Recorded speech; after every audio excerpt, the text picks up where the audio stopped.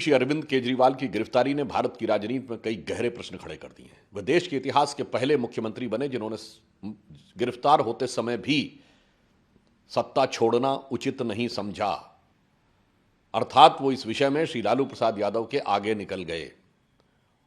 दूसरा गंभीर प्रश्न यह खड़ा होता है कि वो पार्टी है जो कहती थी कि हम देश में एक नई राजनीति लाएंगे ईमानदारी की, और स्वघोषित कट्टर ईमानदार का असली किरदार यह है कि न्यायालय के द्वारा याचिका खारिज होने के बाद भी हम सत्ता नहीं छोड़ेंगे।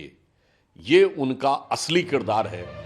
दिल्ली के मुख्यमंत्री और आम आदमी पार्टी के राष्ट्रीय संयोजक अरविंद केजरीवाल को न्यायिक हिरासत में 15 अप्रैल तक भेजा गया है। लेकिन क्या यह घटना अचानक हुई है या इसके पीछे गहरी राजनीतिक चालें हैं? क्या इस गिरफ्तारी से आम आदमी पार्टी के भविष्य पर प्रभाव पड़ेगा? आइए जानते हैं इस खबर के पीछे की पूरी कहानी।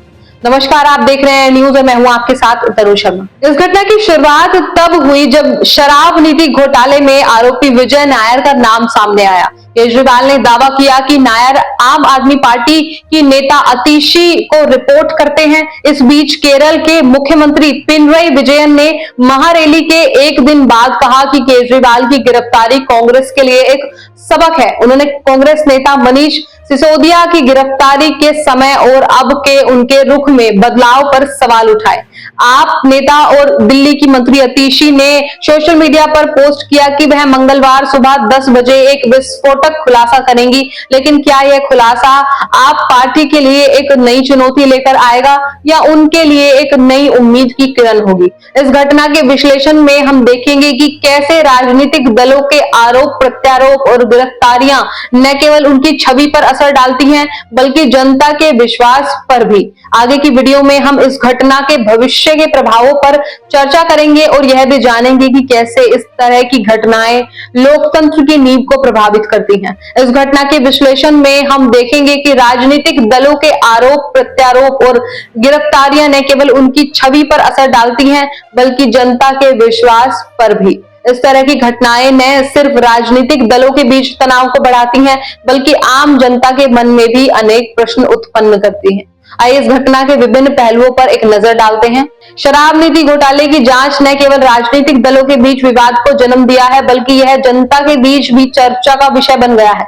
इस घोटाले की जांच से जुड़े तथ्य और आरोपों के राजनीतिक पारदर्शिता पर प्रश्न उठाए हैं। राजनीतिक गिरफ्तारियों का चक्र। अरविंद केजरीवाल की गिरफ्तारी ने राजनीतिक गिरफ्तारियों के चक्र को एक बार फिर से सामने ला दिया है। इससे पहले भी अन्य राजनीतिक नेताओं की गिरफ्तारी में इसी तरह के प्रश्न उठाए हैं। इस तरह की घटनाएं लोकतंत्र की नींव को प्रभावित करती हैं। जब राजनीतिक नेताओं को गिरफ्तार किया जाता है तो इससे जनता के मन में राजनीतिक स्थिरता के प्रति संदेह पैदा होता है। आगे की राह की बात करें तो इस घटना के भविष्य के प्रभावों पर चर्चा करते हुए हमें यह भी सोचना होगा कि इस तरह की घटनाएं राजनीतिक दलों के लिए कैसे नई चुनौतियां और अवसर प्रदान करती है। निष्कर्ष में यह कहा जा सकता है कि राजनीतिक उठापटक और गिरफ्तारियां भारतीय राजनीति के एक अभिन्न अंग बन चुकी है। इसका प्रभाव न केवल राजनीतिक दलों पर पड़ता है बल्कि जनता के विश्वास और लोकतंत्र की नींव पर भी। देश और दुनिया की तमाम खबरों के लिए आप देखते रहिए एयर न्यूज। नमस्कार।